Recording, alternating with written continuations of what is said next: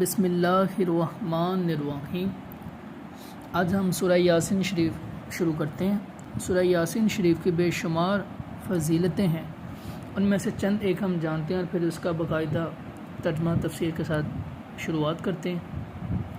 حدیث مبارکہ انس رضی اللہ تعالیٰ عنہ سے روایت ہے کہ نبی اکرم صلی اللہ علیہ وسلم نے ارشاد فرمایا کہ ہر شے کا ایک دل ہے، قرآن کا دل یاسین ہے، جو شخص اسے پڑھتا ہے اللہ تعالیٰ اس کے لیے 10 قرآن کا ثواب لکھتا ہے۔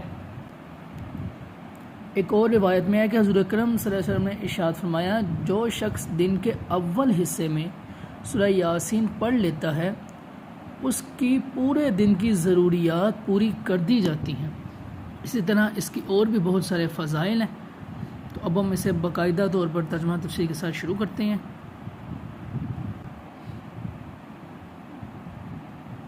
یاسین،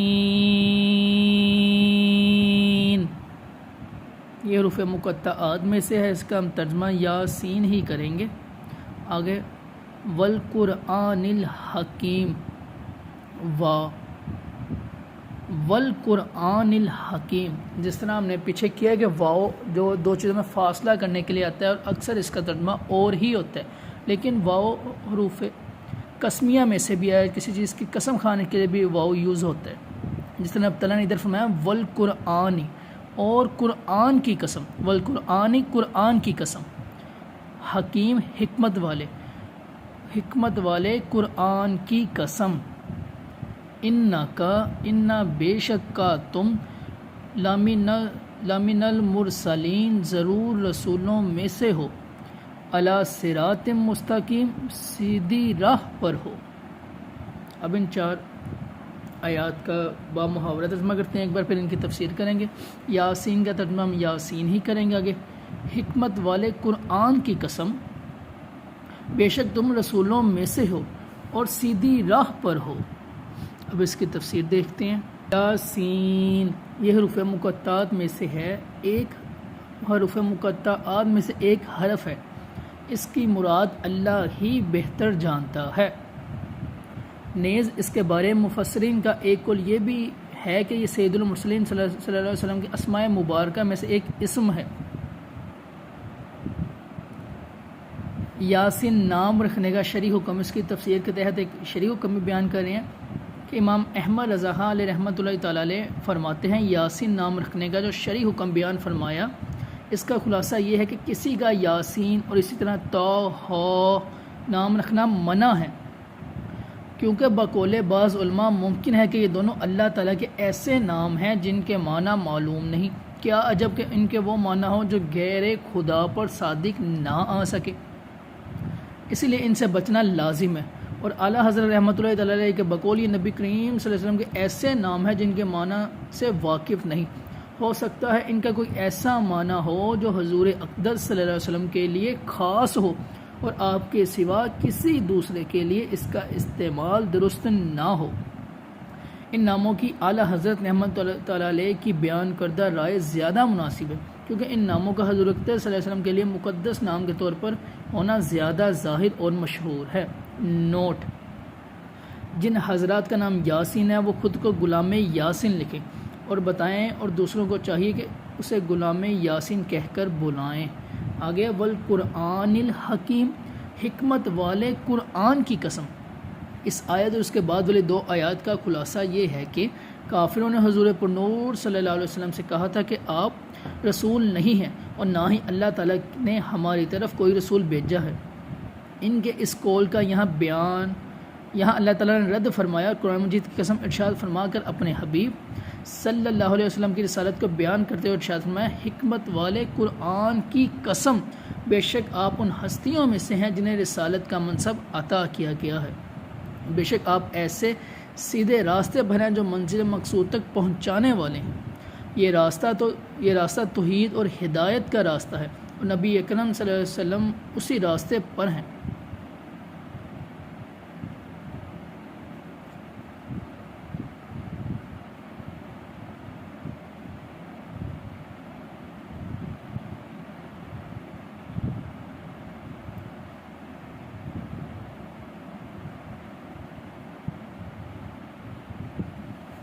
آگے کہ سیدنا محمد صلی اللہ علیہ وسلم کی شریعت سب سے زیادہ قوی اور معتدل ہے. یاد رہے کہ نبی اکرم صلی اللہ علیہ وسلم صراط مستقیم پر ہی ہیں، اور جب یہ ارشاد فرمایا کہ حضور اقدس صلی اللہ علیہ وسلم رسولوں میں سے ہیں تو اس کے ضمن میں یہ بھی معلوم ہو گیا تھا کہ رسول کریم صلی اللہ علیہ وسلم صراط مستقیم پر بھی ہیں. البتہ یہاں حضور انور صلی اللہ علیہ وسلم کے بارے میں صحت کے ساتھ صراط مستقیم پر ہونے کی خبر دینے سے معلوم ہوا کہ آپ صلی اللہ علیہ وسلم کی شریعت سب سے زیادہ قوی اور سب سے زیادہ معتدل ہے. حضور پر نور صلی اللہ علیہ وسلم خود بھی صراط مستقیم پر ہیں، جیسا کہ یہاں اللہ تعالیٰ نے صحت کے ساتھ بیان فرمایا. آپ لوگوں کو صراط مستقیم کی دعوت بھی دیتے ہیں، جیسا کہ اللہ تعالیٰ ارشاد فرماتا ہے سورہ مومنون میں وَإِنَّكَ لَتَدْعُوهُمْ إِلَىٰ صِرَاطٍ مُسْتَقِيمٍ، ترجمہ اور بے شک تم انہیں سیدھی راہ کی طرف بلاتے ہو. یہ تھی ان پہلی 4 آیات کی تفسیر. آگے ہم آیت نمبر 5 اور 6 کرتے ہیں سورہ یاسین شریف کی.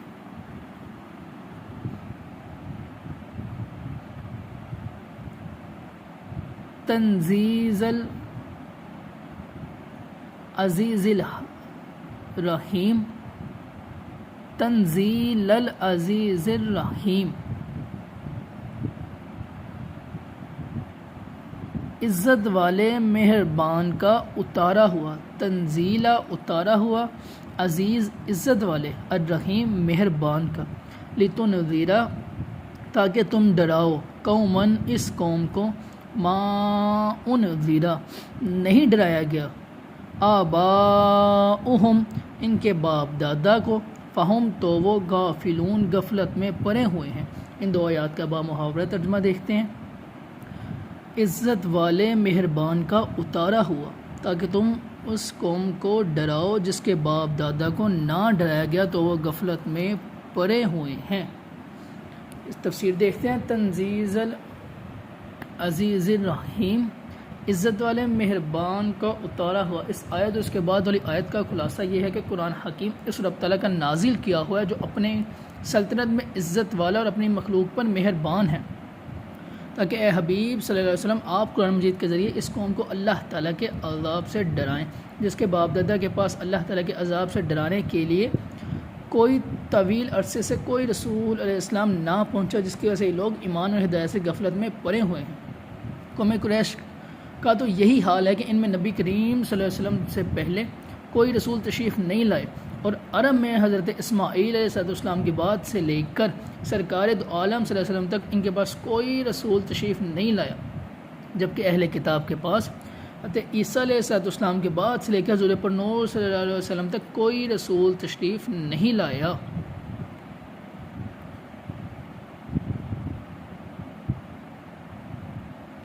آگے آیت نمبر 7 دیکھتے ہیں. یہ تھی 6 تک کی تفسیر.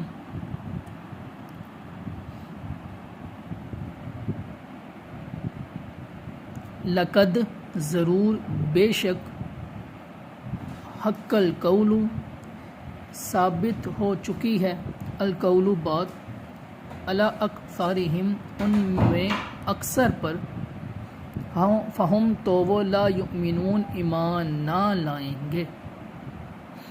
بے شک ان میں اکثر پر بات ثابت ہو چکی ہے تو وہ ایمان نہ لائیں گے. آیت نمبر 7 کی تفسیر دیکھتے ہیں. بے شک ان میں اکثر پر بات ثابت ہو چکی ہے. اس سے پہلی آیات میں حضور اقدس صلی اللہ علیہ وسلم کا رسول اور نذیر ہونا بیان فرمایا گیا. اس آیت میں اس بات کی طرف اشارہ کیا جا رہا ہے سید المرسلین صلی اللہ علیہ وسلم کی ذمہ داری اللہ تعالیٰ کے عذاب سے ڈرانا ہے، اور کسی کو ہدایت دے دینا آپ صلی اللہ علیہ وسلم کی ذمہ داری نہیں ہے. یہ اس لیے فرمایا گیا تاکہ آپ صلی اللہ علیہ وسلم کفار کے ایمان نہ لانے پر افسردہ اور غمزدہ نہ ہوں. آیت کا خلاصہ یہ ہے کہ کفار مکہ میں سے اکثر پر اللہ تعالیٰ کا عذاب واجب ہو چکا ہے، کیونکہ اللہ تعالیٰ اپنے ازلی علم سے جانتا ہے کہ یہ لوگ اپنے اختیار سے کفر اور انکار پر اصرار کریں گے، اور کفر کی حالت میں ہی انہیں موت آئے گی.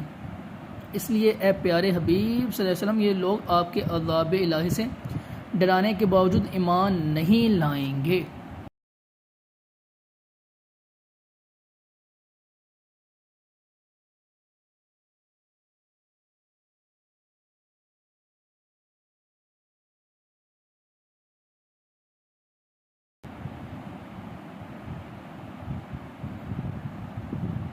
آگے آیت نمبر 8 دیکھتے ہیں.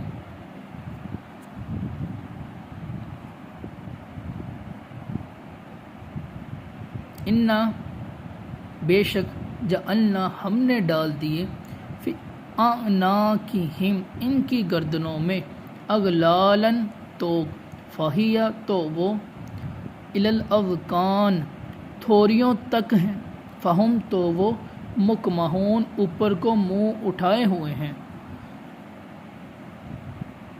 ہم نے ان کی گردنوں میں توق ڈال دیے ہیں تو وہ تھوریوں تک ہیں تو وہ اوپر کو منہ اٹھائے ہوئے ہیں. اس کی تفسیر دیکھتے ہیں. ہم نے ان کی گردنوں میں توق ڈال دیے ہیں. بعض مفسرین کے نزدیک اس آیت میں ان کافروں کے کفر میں پختہ ہونے اور واضح و نصیحت سے فائدہ نہ اٹھا سکنے کی ایک مثال بیان فرمائی گئی ہے. جیسے وہ لوگ جن کی گردنوں میں گل کی قسم کا توق پڑا ہو جو کہ تھوری تک پہنچتا ہے اور اس کی وجہ سے وہ سر نہیں جھکا سکتے. اسی طرح یہ لوگ کفر میں ایسے راسخ ہو چکے ہیں کہ کسی طرح حق کی طرف متوجہ ہی نہیں ہوتے اور اس کے حضور سر نہیں جھکاتے. بعض مفسرین نے فرمایا ہے کہ یہ ان کے حقیقی حال کا بیان ہے اور جہنم میں انہیں اسی طرح عذاب دیا جائے گا. جیسا کہ دوسری آیت میں اللہ تعالیٰ نے ارشاد فرمایا، سورہ مومن ہے آیت نمبر 71 ہے، ترجمہ کرتے ہیں جب ان کی گردنوں میں توق ہوں گے. شان نزول، یہ آیت ابو جہل اور اس کے 2 مخرومی دوستوں کے بارے میں نازل ہوئی. اس کا واقعہ کچھ یوں ہے کہ ابو جہل نے قسم کھائی تھی کہ وہ اگر سرکار دو عالم صلی اللہ علیہ وسلم کو نماز پڑھتے دیکھے گا تو پتھر سے سر کچل ڈالے گا. جب اس نے حضور پر نور صلی اللہ علیہ وسلم کو نماز پڑھتے دیکھا تو وہ اسی فاسد ارادے سے ایک باری پتھر لے کر آیا. جب اس نے پتھر کو اٹھایا تو اس کے ہاتھ گردن میں چپک کر رہ گئے اور پتھر ہاتھ کو لپٹ گیا. یہ حال دیکھ کر وہ اپنے دوستوں کی طرف واپس لوٹا، ان سے واقعہ بیان کیا تو اس کے دوست ولید بن مغیرہ نے کہا یہ کام میں کروں گا اور ان کا سر کچل کر ہی آؤں گا. چنانچہ وہ پتھر لے کر آیا اور حضور پر نور صلی اللہ علیہ وسلم ابھی نماز ہی پڑھ رہے تھے. جب وہ قریب پہنچا تو اللہ تعالیٰ نے اس کی بینائی سلب کر لی. وہ حضور صلی اللہ علیہ وسلم کی آواز سنتا تھا لیکن آنکھوں سے دیکھ نہیں سکتا تھا. یہ بھی پریشان ہو کر اپنے یاروں کی طرف لوٹا اور وہ بھی اسے نظر نہ آئے. انہوں نے ہی اسے پکارا اور اس سے کہا تو نے کیا کیا؟ وہ کہنے لگا میں نے ان کی آواز تو سنی تھی مگر وہ نظر ہی نہیں آئے. ابو جہل کے تیسرے دوست نے دعویٰ کیا وہ اس کام کو انجام دے گا اور بڑے دعوے کے ساتھ وہ تاجدار صلی اللہ علیہ وسلم کی طرف چلا تھا کہ الٹے پاؤں ایسا بدحواس ہو کر بھاگا کہ اوندے منہ گر گیا. اس کے دوستوں نے حال پوچھا تو کہنے لگا میرا حال بہت سخت ہے. میں نے ایک بہت بڑا سانڈ دیکھا جو میرے اور حضور صلی اللہ علیہ وسلم کے درمیان حائل ہو گیا. لات و عزا کی قسم اگر میں ذرا بھی آگے بڑھتا تو وہ مجھے کھا ہی جاتا. اس پر یہ آیت نازل ہوئی.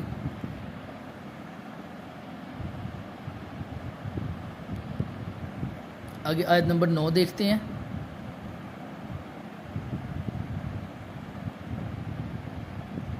اور جعلنا ہم نے بنا دی من بین ایدیہم ان کے آگے سدن ایک دیوار اور من خلفہم ان کے پیچھے سدن ایک دیوار فاغشیناہم پھر اوپر سے ڈانگ دیا انہیں فہم تو وہ لا یبصرون دیکھ نہیں سکتے. اور ہم نے ان کے آگے دیوار بنا دی اور ان کے پیچھے بھی ایک دیوار بنا دی پھر انہیں اوپر سے بھی ڈانگ دیا انہیں کچھ دکھائی نہیں دیتا. آیت نمبر 9 کی تفسیر دیکھتے ہیں. اور ہم نے ان کے آگے دیوار بنا دی یہ بھی مثال کا بیان ہے کہ جیسے کسی شخص کے لیے دونوں طرف دیواریں ہوں اور ہر طرف سے راستہ بند کر دیا گیا ہو تو وہ کسی طرح منزل مقصود تک نہیں پہنچ سکتا. یہی حال ان کفار کا ہے. ان پر ہر طرف سے ایمان کی راہ بند ہے. ان کے سامنے دنیا کے غرور کی دیوار ہے اور ان کے پیچھے آخرت کو جھٹلانے کی اور وہ جہالت کے قید خانے میں قید ہے جس کی وجہ سے آیات اور دلائل میں غور و فکر کرنا انہیں میسر نہیں ہے. یاد ہے کہ ازلی کفار پر ہدایت اور ایمان کی راہ بند کر کے ان پر جبر نہیں کیا گیا بلکہ انہوں نے خود جو کفر پر اصرار کیا، تکبر، اناد اور سرکشی کی راہ کو مستقل اختیار کیا، اس عظیم جرم کی سزا کے طور پر ان کے لیے ایمان کا راستہ بند کر دیا گیا ہے. لہذا اس پر کسی طرح کا اعتراض نہیں کیا جا سکتا. آگے سورہ یاسین کی آیت نمبر 10 دیکھتے ہیں. اور سواء برابر ہے علیہم ان پر انذرتہم کہ آپ ڈرائیں انہیں، ام یا لم تنذرہم نہ ڈرائیں انہیں، لا یؤمنون وہ ایمان نہیں لائیں گے، اور تمہارا انہیں ڈرانا اور نہ ڈرانا ان پر برابر ہے، وہ ایمان نہیں لائیں گے۔ اس آیت کی تفسیر دیکھتے ہیں۔ اور تمہارا انہیں ڈرانا اور نہ ڈرانا برابر ہے، یعنی اے حبیب صلی اللہ علیہ وسلم جن کافروں کا کفر پر جمع رہنا تقدیر الہی میں لکھا ہوا ہے، آپ کا انہیں اللہ تعالیٰ کے عذاب سے ڈرانا یا نہ ڈرانا ان کے حق میں برابر ہے، کہ انہیں کوئی نفع نہ دے گا اور وہ کسی صورت ایمان نہیں لائیں گے۔ کافروں کا ایمان نہ لانا اس وجہ سے نہیں کہ خدا نے انہیں کفر پر ڈٹے رہنے پر مجبور کر دیا تھا کہ وہ چاہتے بھی تو ایمان نہ لا پاتے، بلکہ خود ان کافروں کے ضد و عناد کی وجہ سے حق قبول کرنے کی صلاحیت ختم کر لی تھی۔ یاد ہے کہ رسول کریم صلی اللہ علیہ وسلم کا کافروں کو اللہ تعالیٰ کے عذاب سے ڈرانا آپ صلی اللہ علیہ وسلم کے اپنے حق میں نہ ڈرانے کے برابر نہیں، کیونکہ ڈر سنا کر آپ نے تبلیغ کی ذمہ داری پوری کر دی اور آپ صلی اللہ علیہ وسلم کو تبلیغ کرنے کا ثواب ملے گا۔ یہ تھی ہماری آج کی سورہ یاسین کی آیت، پہلی 10 آیات۔